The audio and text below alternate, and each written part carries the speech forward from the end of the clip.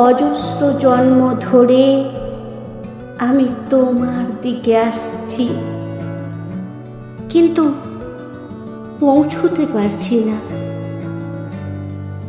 তোমার দিকে আসতে আসতে আমার এক একটি দীর্ঘ জীবন ক্ষয় হয়ে যায় 5 পয়সার মোমবাতির মতো।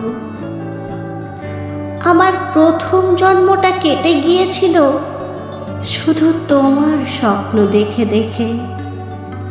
এক জন্ম আমি শুধু তোমার স্বপ্নই দেখেছি।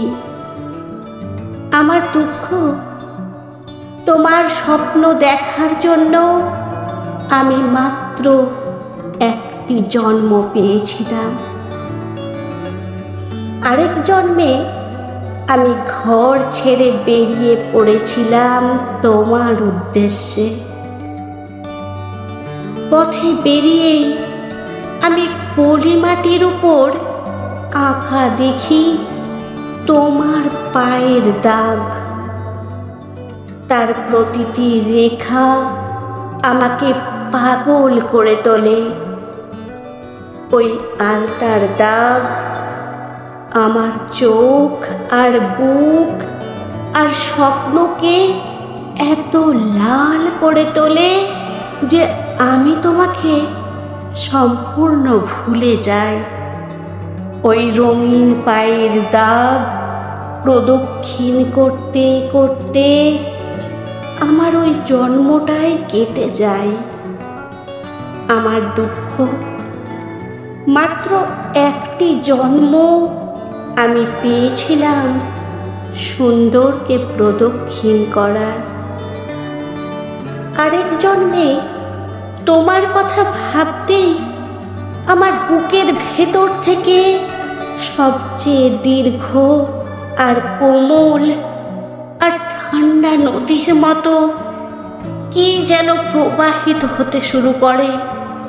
সেই দীর্ঘশ্বাসে তুমি কেঁপে উঠতে পারো ভেবে আমি একটা মর্মান্তিক দীর্ঘশ্বাস বুকে চেপে কাটিয়ে দিই সম্পূর্ণ জন্মটা।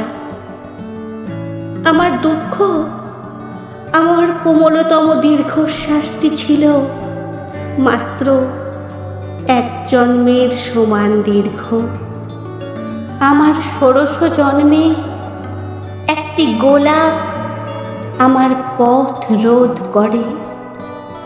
আমি গোলাপের সিঁড়ি বেয়ে তোমার দিকে উঠতে থাকি, উঁচুতে উঁচুতে আরো উঁচুতে, আর এক সময় ঝরে যায় চৈত্রের বাতাসে। আমার দুঃখ, মাত্র একটি জন্ম আমি গোলাপের পাপড়ি হয়ে তোমার উদ্দেশ্যে ছড়িয়ে পড়তে পেরেছিলাম। এখন আমার সমস্ত পথ জুড়ে টলমল করছে একটি অশ্রুবিন্দু। ওই অশ্রুবিন্দু পেরিয়ে এ জন্মে হয়তো আমি তোমার কাছে পৌঁছতে পারবো না। তাহলে আগামী জন্মগুলো আমি কার দিকে আসব? আমি কার দিকে আসব?